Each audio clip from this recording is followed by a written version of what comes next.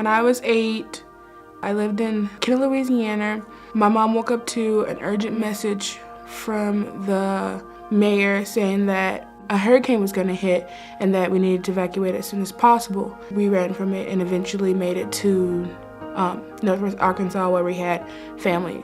My mom basically stopped being a mom. She would lay on the couch, she wouldn't cook dinner. We'd basically be waking ourselves up in the morning to get ready for school. About 3 years into that, I didn't want to be around my mom. I didn't want to be around my sisters and brothers. I would always lock myself in my room, and the only time I would come out was to either eat, go to school, or if one of my close friends came over. We were served the eviction notice after my mother left. I lived with my brother, and that didn't work out. Then I moved in with my youth leader, and that didn't work out. And then I moved in with a friend, and then that didn't work out. So I was at the position where I didn't really know where I was gonna go.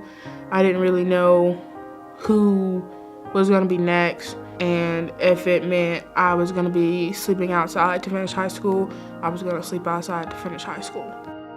I think my story starts when I was 8, when my dad went to prison for the first time. I think that's when I had to start raising my brother and my sister and looking out for us and making sure that my mom, bought food and just took care of us like she was supposed to. She started really bad with alcohol when I was 13, I think. And I guess that's when I started too. I dropped out of high school when I was 16 to go to Job Corps, but that didn't really pan out. I went to foster care when I was 17, then they separated my brother from my sister and I.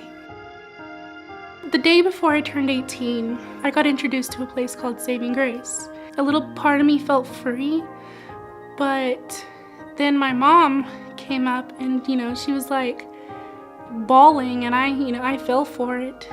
And so I went back with her the day I turned 18. It was okay for about 2 to 3 weeks, and then she started blaming me.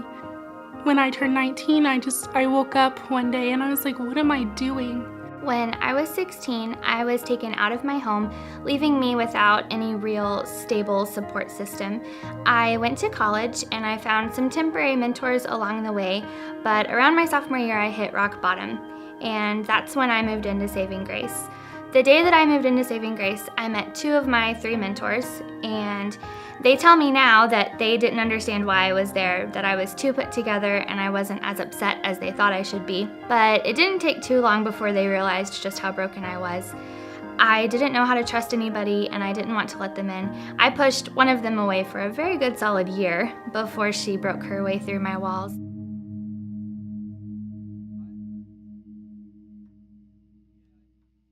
Now those women have become the family support that I didn't have 4 years ago. They have helped me get through college. I was a music major and they came to all of my music recitals and my choir concerts. They answered midnight phone calls when I was upset. They just helped me get through that by supporting me. And now that I've graduated and I'm teaching elementary music, they are still that family support. They've become so much my family that I can't even imagine not having them. This year I've had someone or many someones at every program, so seeing that now just shows me that my mentors love me and they support me and they think I'm worth showing up for. I applied to Saving Grace again. I knew that my ultimate goal was to get my GED. And I started doing the testing, the work, and it's hard, especially when you fail a test that you've been studying for months. If it wasn't for the staff of Saving Grace and just all of my support system there, then I honestly don't think that I could have went through with it because I wanted to quit. I finished my GED. If you would have asked me 5 or 6 years ago if I ever thought I would have my GED and be a college student, I honestly would say no. I didn't think I was going to survive. I can truly say that I'm happy, and there'd be more than just words behind that. I didn't grow up in this area, but because of Saving Grace, this place is now my home.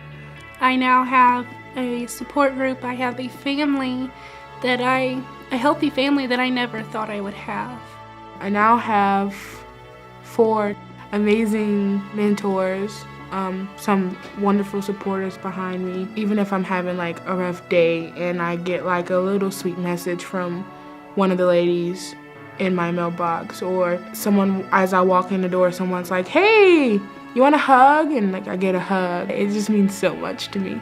I'm not from here, but because of the support of my mentors, the love of the girls, and the help of the staff, Saving Grace is my home because I'm so excited to graduate high school and they're helping me with that.